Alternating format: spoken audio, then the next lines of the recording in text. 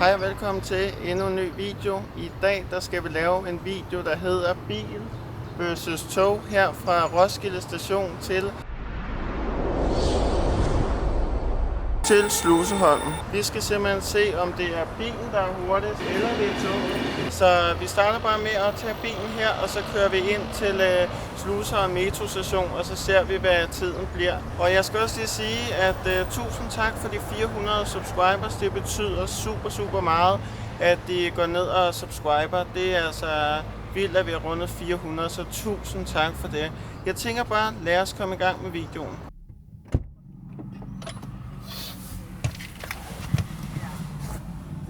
Nu er det tid til, at vi skal se, hvor hurtig bilen er til Sluseholm metrostationen. Og jeg har fundet en OK-tank, som er lige over for, for metrostationen. Så det er der, vi holder og stopper tiden. Nu der holder vi ved Roskilde Station, der hvor man henter folk. Og jeg filmer det her om aftenen, så vi får den mest hurtige tid, og så der ikke er så meget trafik, så der er så mindst trafik som muligt. Hastigheden, jeg kommer til at køre, jamen det bliver den højeste, den bliver altså 110, det er det højeste, vi må køre på motorvejen, og den laveste hastighed, den er 30 km/t. Det er bare lige ud af her. Så jeg tænker bare, at vi skal komme i gang. Hvis I kan se den anden biler versus tog video, jeg har lavet, så kan du tjekke den op i højre hjørne, eller finde den nede i videobeskrivelsen. Vi starter selvfølgelig et stopur, fordi så får vi med minutter og sekunder. Så jeg tænker bare, at vi starter stopuret, og lad os komme i gang.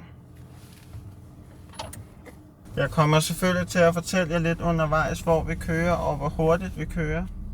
Men nu så skal vi først til højre her.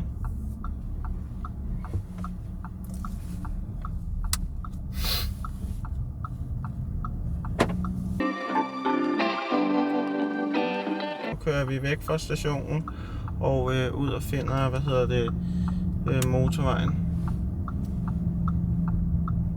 Så der skal vi lige herhen. Lige her der ophører 30-zonen, så der må vi gerne. Okay, vi skal lige holde for rødt desværre. Men her der ophører 30-zonen, så nu må vi gerne køre de 50 km/t.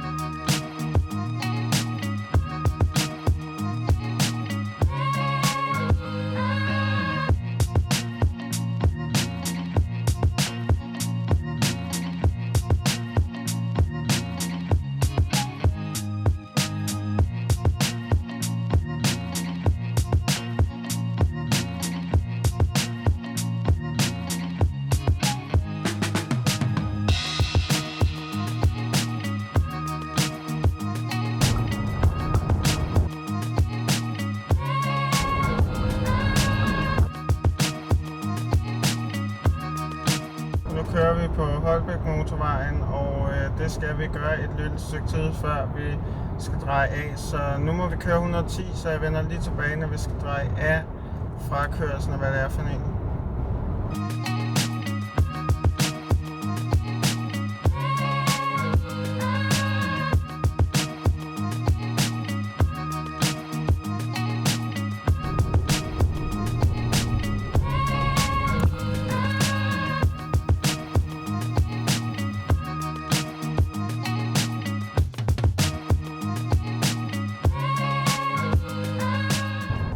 Så kommer vi om 1 km til den her, hvor den fletter både til Ballerup, men vi skal mod København og Københavns Lufthavn. Så vi skal holde os til højre hernede, når den fletter til begge afkørsler her. Jeg skal bare lige se, hvad han skal her. Der er en trailer foran. Vi skal bare blive her. Så er vi i hvert fald på rette vej.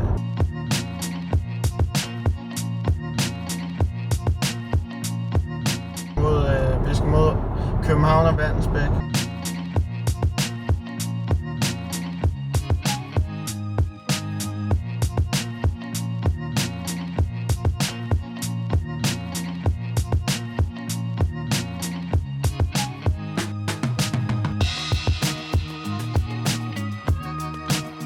Så skal vi af her mod Lufthavn.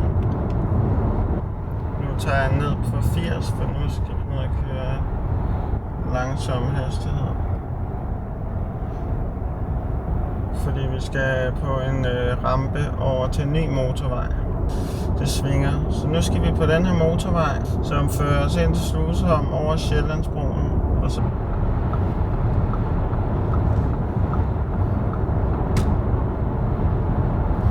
er vi her. Jeg kan se, det er den, der hedder Københavns Lufthavn E20, vi er på lige nu. Vi skal tage det her som aftentid. Klokken er lige nu 9:15. Nu når vi op på Sjællandsbroen her, hvor at vi skal nedsætte vores hastighed til 90 km/t. Men der er virkelig flot solnedgang, som I kan se ude af mit vindue her. Så skal vi af her ved afkørelsen, der hedder København 20C. Så København C, og så hedder afkørelsen 29. Nu slutter motorvejen også, og nu skal vi ned og køre 70 km/t. Og der kommer også nogle lyskrydser her, men vi skal bare køre på denne vej et godt stykke. I skal faktisk bare køre lige ud, og så ender vi nede ved den vej, hvor at vi skal dreje til venstre, hvor OK-tanken så ligger.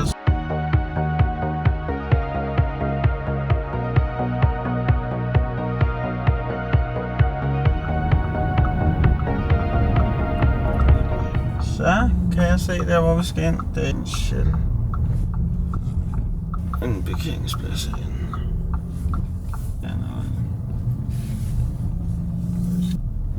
Så. –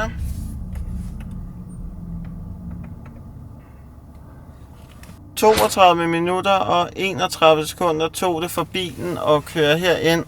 Men ja, nu tænker jeg, at vi skal se, hvor hurtigt at toget kan gøre det, og så se, om toget kan slå det. Nu er det tid til, at vi skal tage toget, og der tager vi toget, der kører mod Københavns Lufthavn, som stopper på København Syd, og så står vi af og tager M4-metroen til Sluseholm metrostation. Og så starter jeg tiden, når toget kører, stopper tiden, og begge mine fødder er på Sluseholm metrostation. Det skal lige siges, det lufthavnstog, jeg tager, det kører altså kun 1 gang i timen, og afgangen hedder 16 over.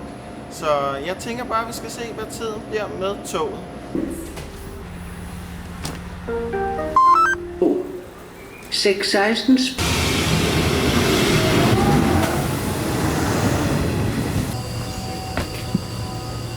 En, to, tre. Nu. Så kører stopuret, og toget kører også.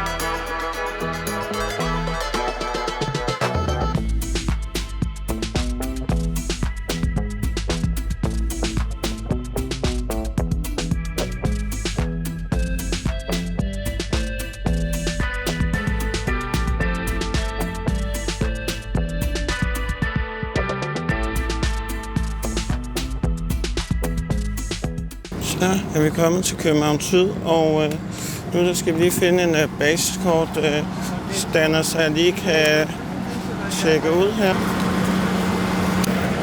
Okay, den virker ikke, men så kan man gøre det andet smart. Nu der skal vi ned til metroen, så vi skal ned af trapperne her. Og vi går i sådan nogenlunde resttempo.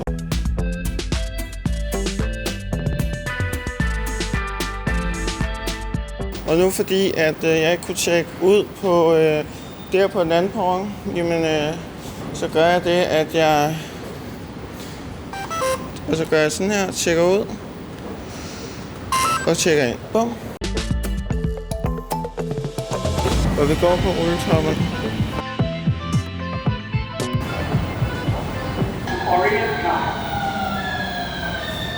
Dejligt tom metro. Går vi ind her, og vi skal ikke køre særlig langt. Vi skal faktisk kun køre et stop.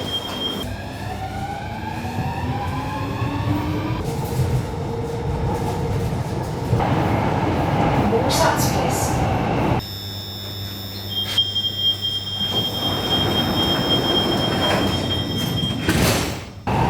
Sluseholmen.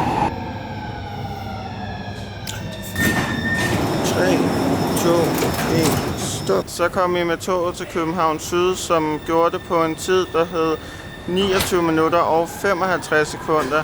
Det vil altså sige, at den er 2 minutter og 36 sekunder hurtigere end bilen. Så vi fandt ud af, at fra toget til bilen er der altså en tidsforskel på hele 2 minutter og 36 sekunder. Det var alt, hvad jeg havde i den her video. Herover er der en video om tog, og herover hvor S-toget er, kan du trykke, hvis du gerne vil være gratis abonnent af min kanal. Ellers er der ikke så meget at sige, at vi ses til en ny video om ikke så længe. Vi må bare have det rigtig godt. Hej hej.